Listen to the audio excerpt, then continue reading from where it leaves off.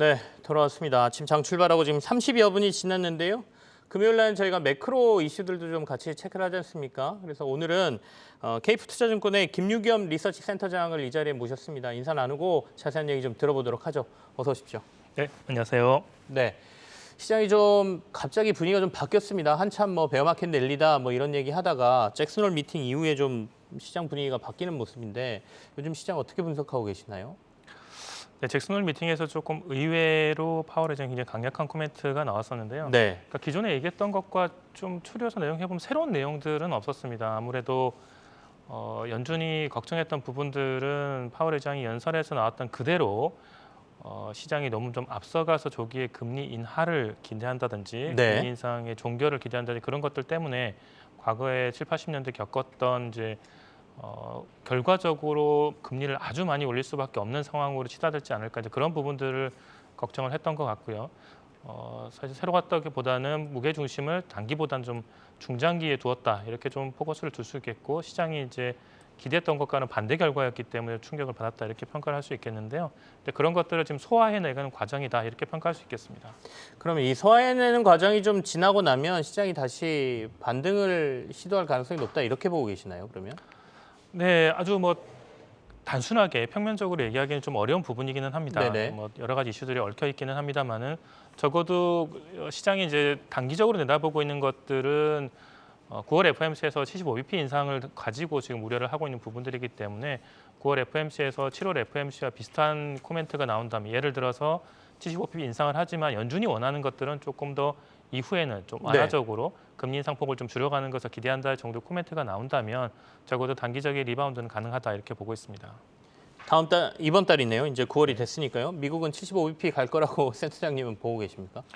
네, 당초에는 사실은 그 잭슨홀 미팅 이전에는 그렇게 하지 않을 것이라고 봤습니다. 이유는 7월 FMC에 비해서는 분명히 시장 환경이 인플레이션 환경이 조금은 호전이 됐거든요. 그렇죠. 네. 그럼에도 불구하고 시장이 너무 앞서가다 보니까 그에 따른 견제가 작용을 했던 것 같은데 저 정도의 강한 코멘트가 나왔다면 물론 이제 8월 CPI를 확인하고 나서 판단을 하긴 해야 되겠습니다만은 금리를 75bp 인상할 가능성이 상당히 높다 이렇게 보고 있습니다. 울트라 스텝 쪽에 무게 중심을 좀 두고 계시는군요. 연결될 질문일 수도 있겠습니다. 최근에 이제 3고가 경제 전반을 압박하고 있다. 이게 첫 번째가 고금리, 두 번째가 물가, 그다음에 방금 전에 제가 오면서 얘기했던 환율 이렇게 세 가지거든요.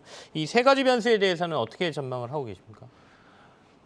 사실 세 가지 변수라고는 하지만 네. 하나에 엮여 있는 이슈라고 볼 수 있는데 결국은 다 인플레이션이 가져온 결과물로서 금리를 인상하게 되고 미국이 금리를 인상하니까 우리나라 원달러 환율도 원화도 약세를 보이는 결과이기 때문에 결국 키는 인플레이션이 지고 있다고 볼 수가 있겠습니다. 네. 근데 파월 의장은 한 달 정도 가지고 판단하기는 정말 이르다 이렇게 평가를 했지만 8월 지표도 아마도 최근 원자재 가격 하락세나 이런 것들을 좀 고려를 해보면 7월에 이어서 8월도 상승폭은 인플레 상승폭은 조금 둔화되었을 것이다 이렇게 평가를 해본다면 9월 달에 75bp 인상을 채권 시장도 좀 많이 좀 반영을 해가고 있고요.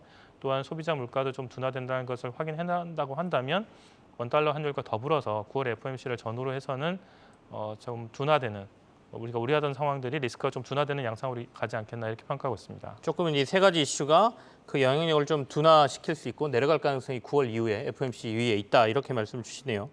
근데 외국인을 살펴보고 있으면 고환율 상황에도 8월 한 달간 굉장히 많은 금액을 국내 증시에 사들였단 말이죠. 이건 저희가 어떻게 해석해야 되고 앞으로도 그러면 큰 이탈은 없다 이렇게 봐도 될까요? 이제 그 반대 입장에서 생각을 해보면 되겠습니다. 네. 외국인 입장에서는 환율이랑 바라볼 때 아주 이머징을 통화할 때나 이제 외국을 우리나라도 해외 투자할 때는 당연히 환율을 봐야 될 것이고요. 네. 외국인 입장에서 본다면은 우리가 8월에 내다봤던 거는 연준이 9월에 90bp 인상을 하지 않을까 이 정도로 봤습니다. 그러니까 인플레이션도 좀 둔화된다고 봤고 이렇게 생각한다면 전반적으로 리스크가 둔화되기 때문에 환율이 지금은 레벨이 높지만 한국의 펀더멘탈을 생각하면 환율이 내려갈 것이다. 그러면 외국인 입장에서는 실제 우리가 보는 지수보다도 환차 이익을 기대를 한다면 지수 레벨이 훨씬 낮았다고 평가를 할 수가 있었습니다. 네. 그러니까 당연히 한국 증시에 대해서 환차 이익을 기대하고 긍정적으로 내다볼 수 있었기 때문에 8월 정도에는 적어도 한국 주식을 충분히 살 수 있는 환경이었다 이렇게 평가할 수 있겠는데요. 근데 바건대로 지금의 상황은 아까도 말씀드렸지만 잭슨홀 미팅 이후에 분명히 연준의 매파적 기조가 조금 더 강화된 모습을 보였고 그렇다면 9월 FOMC에서는 75bp 인상을 내다봐야 된다면 그 격차를 좀 메꾸는 과정이 좀 있기 때문에 일종의 마찰적 충격이 발생했다 이렇게 볼 수도 있겠습니다. KF투자증권에서는 원달러 환율 레벨을 어느 정도로 올해를 예상하고 계셨어요?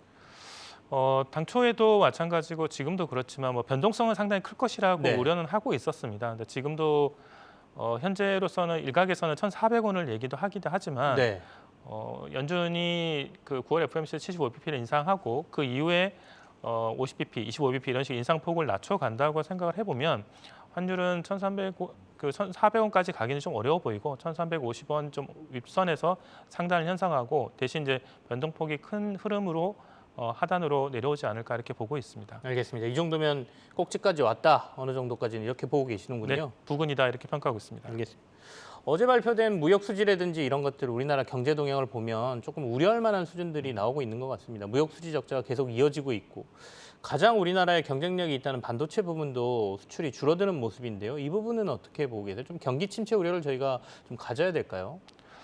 네, 뭐 저는 개인적으로 평가하기에는 그 경기 둔화로 평가하는 것이 맞다고는 보고 있습니다. 네네. 물론 일각에서 일부 지표들에 좀 우려할 만한 내용들이 나오고 있기는 하지만 적어도 현재까지 나와 있는 지표로서는 경기 침체를 내다볼 만한 내용들의 근거는 없다.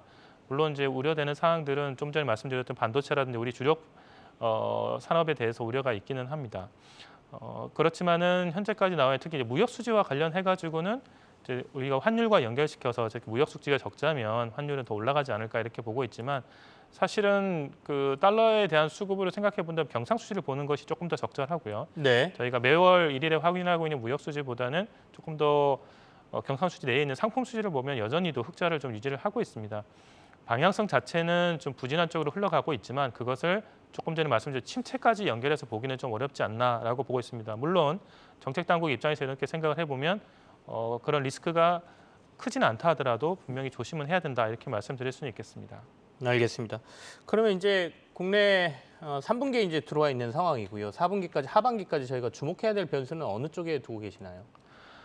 네, 아무래도 이제는 정치 일정들이 좀 굵직한 게 예견이 되어 있지 않겠습니까? 10월 달에는 중국이 시진핑 3임기를 시작하게 될 것이고 11월에 미국이 또 선거가 있는 해입니다. 시기이고 그런 것들을 고려를 해보면 그런 것과 관련 정치적인 이슈들이 어제도 지금 미국이 중국과 관련해가지고 AI 핵심 부품 수출을 이제 금지한다 이런 내용들이 나왔는데 네네. 정치적 이슈들의 마찰 부분들 또 선거라는 것들은 아무래도 이 좀 자극적인 이슈들이 많이 나올 수가 있기 때문에 그런 부분들 좀 주의를 해야 될 것 같고요.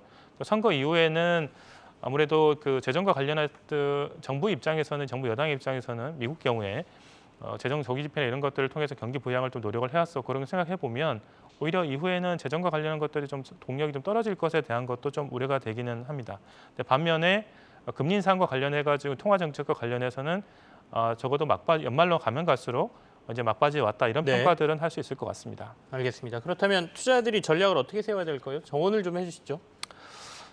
네, 참 이 방향성을 찾기가 어려운 국면입니다. 예를 들어서 경제 지표가 좋으면 긴축을 강화할 것이라는 우려를 하게 되고 네네. 경제 지표가 나쁘게 되면 경기 침체를 우려하는 것이기 때문에 주식 시장이 나아갈 길이 상당히 좁다고 좀 평가를 할 수 있겠습니다.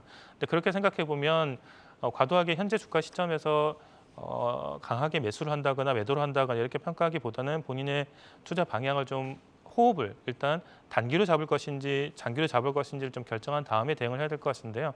아무래도 단기라고 생각해 보면 우리가 지금 조금 전에도 언급이 있었던 태조 이방원 같은 데 관심이 여전히 있을 수밖에는 없고요. 네네. 반면에 뭐 태조 이방원 중에서도 조선가치 이제 수주나 이런 펀더멘탈 아주 중장기 펀더멘탈이 좋은 것과 자동차도 수출이 안 좋았다고 하지만 자동차 수출은 또 좋았거든요.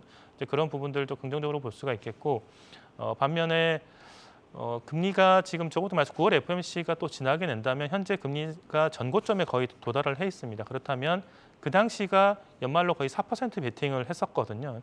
기준금리 기준으로. 그렇게 본다면 금리가 좀 쉬어가고 이렇게 된다면 다시 한번 4분기로 넘어가면 성장률 쪽에 조금씩 관심이 쏠릴 것 같고 그러면 좀 긴 호흡에서 본다면 우리나라의 주력사인 반도체 같은 것도 충분히 주가가 하락하고 있는 현 국면에서 매수를 고려해 볼 만한 타이밍이다 이렇게 말씀드릴 수 있겠습니다. 지금이 어찌 보면 가장 바닥권에서 움직이고 있다 이런 말씀이시네요. 4분기 가면서 조금씩 분위기들이 나아질 가능성이 있다. 네, 우리가 주력이라고 얘기하고 네. 있는 부분들은 조금씩 호전되지 않을까 이렇게 보고 있습니다. 알겠습니다. 케이프투자증권의 김유겸 리서치 센터장과 함께했습니다. 오늘 나와주셔서 고맙습니다. 네, 고맙습니다.